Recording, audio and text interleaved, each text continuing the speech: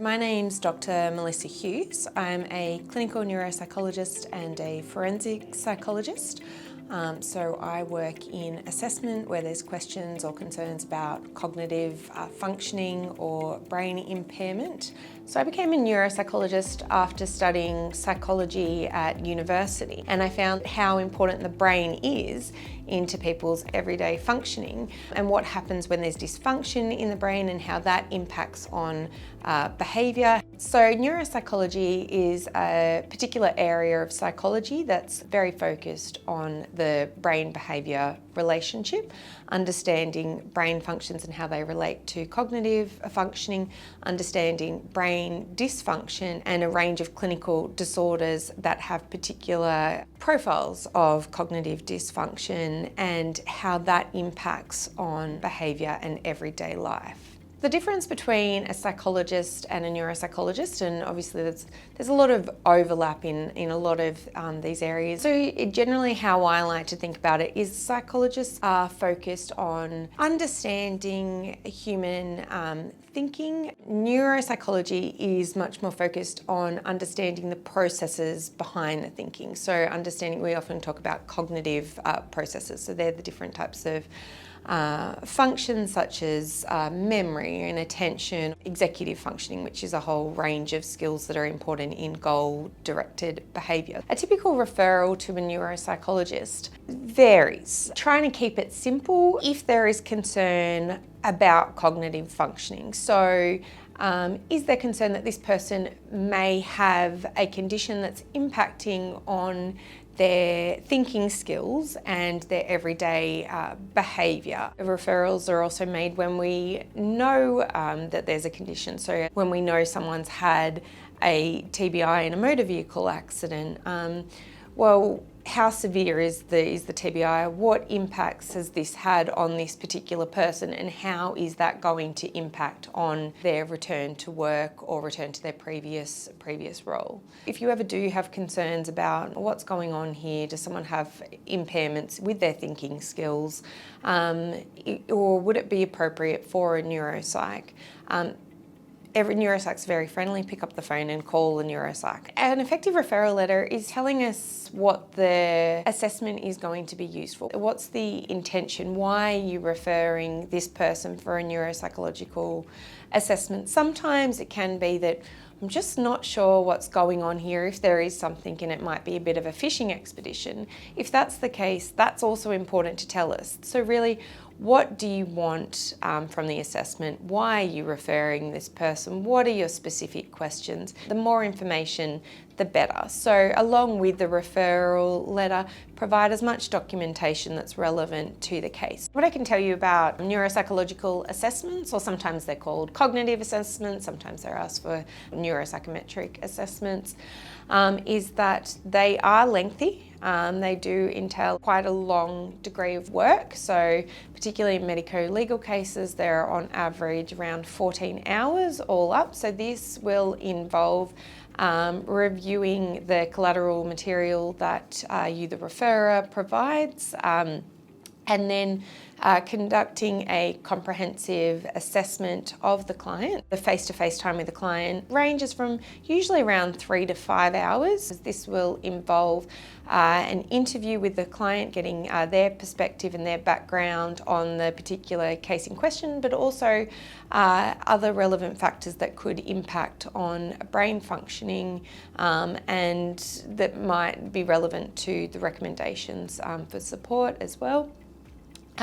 Then it'll be testing of the different cognitive functions, so things like attention, working memory, visuospatial abilities, language abilities, memory, both visual and verbal, executive functions, which are a set of abilities that are important in goal-directed behaviours. So the neuropsychs will provide picture of each of the cognitive abilities, but they might need to delve into a little bit more of one particular area depending on the referral question. So that takes around 4 hours, and then the neuropsychologist will go and score up all of the testing that they did with the client, and put that, as well as conduct any interviews that need to be had with any collateral informants. They might need to chase up some additional records. The psychologist will score up all of that data, and then they'll analyse that data, put it together with the information from the client as well as the collateral information, and write up a comprehensive report. And then, depending on the context, they might conduct a feedback session if that's what you, as the referrer, is wanting. The assessment time for the patient is usually around 3 to 5 hours. This is commonly done in one sitting, just so that all the data is from the same time. Sometimes it can be done over separate sessions if need be, but often it'll be done in one session with breaks as needed, because it is a long time to be sitting in a room with a stranger testing your thinking skills. It can be quite anxiety provoking. So what can a patient or a client do to prepare is to try to ensure that you have adequate rest the night before and abstain from alcohol and obviously any other drugs. Try to have a good meal beforehand as well, and also try not to schedule anything too intense following the assessment. So brain injury, or sometimes called acquired brain injury and then acronym to ABI, is any sort of insult that has happened to the brain. So there's a number of different types of brain injury. A common one that a lot of people are aware of is traumatic brain injury, and that's commonly shortened to TBI, and that's when there has been a blow to the head or the brain, such as in a motor vehicle accident or a fight or a fall. You can also have ABI when there's been exposure to a toxic substance such as alcohol or other drugs. It can occur through things like stroke or hypoxia, such as through a near drowning or cardiac arrest or even sleep apnea. If a client has a brain injury, or you're concerned that a client might have a brain injury, it can be quite confusing as to who to send them to, because there are a number of different people that work in brain injury. So there are neuropsychologists, there's physicians, neurologists and neurosurgeons, neuropsychiatrists. There's also clinical psychologists and psychiatrists, occupational therapists and physiotherapists. There's a number of different people that work in brain injury. So it often depends on both the particular client and the case, but also what you're trying to get out of the assessment as well. And so when you're thinking about what your concerns are, and if they are more sort of thinking based, then it might be that you send them to the neuropsychologist first, just to go, okay,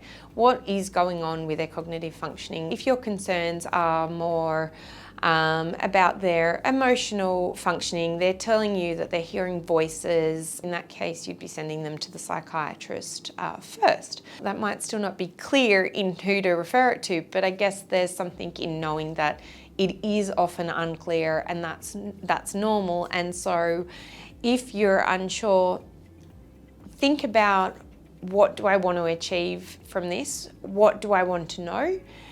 And pick up the phone and talk to a specialist and say, is this something for you? Because it is often, particularly in medico-legal cases, that they need to see a number of different specialists, just so that diagnosis or what's going on for this person can be clarified. Capacity assessments is something that neuropsychologists and other areas of psychology, depending on what the particular issue is, but have a lot of experience in. So neuropsychologists do capacity assessments for things such as someone's financial capacity or someone's ability to make medical decisions.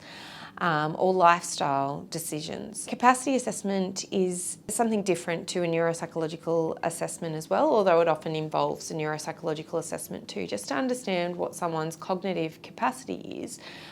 Depending on what the specific decision was to be made, we'd need to know from the referrer, what has the client actually been told? What are their options?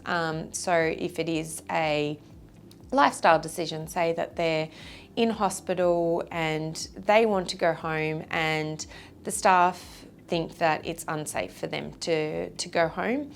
And then they might ask for, well, can the neuropsych do an assessment to see if they're capable of making that decision? So because you can have a cognitive impairment and have the capacity to make a decision. So when it comes to capacity assessments, there needs to be a specific decision that needs to be made. The neuropsychologist needs to, in the interview, flesh out what does the client know, because they can make, a bad decision or a poor decision doesn't mean that they don't have the ability to make a decision. The importance of capacity assessments is because we're really trying to balance that someone's independence and human rights with their vulnerability. What I love about my job is seeing the impact that even a small change in brain functioning has on someone's life, and how teasing out what's going on for a person, helping explain one piece of the puzzle and get them on a trajectory that's going to help their rehabilitation.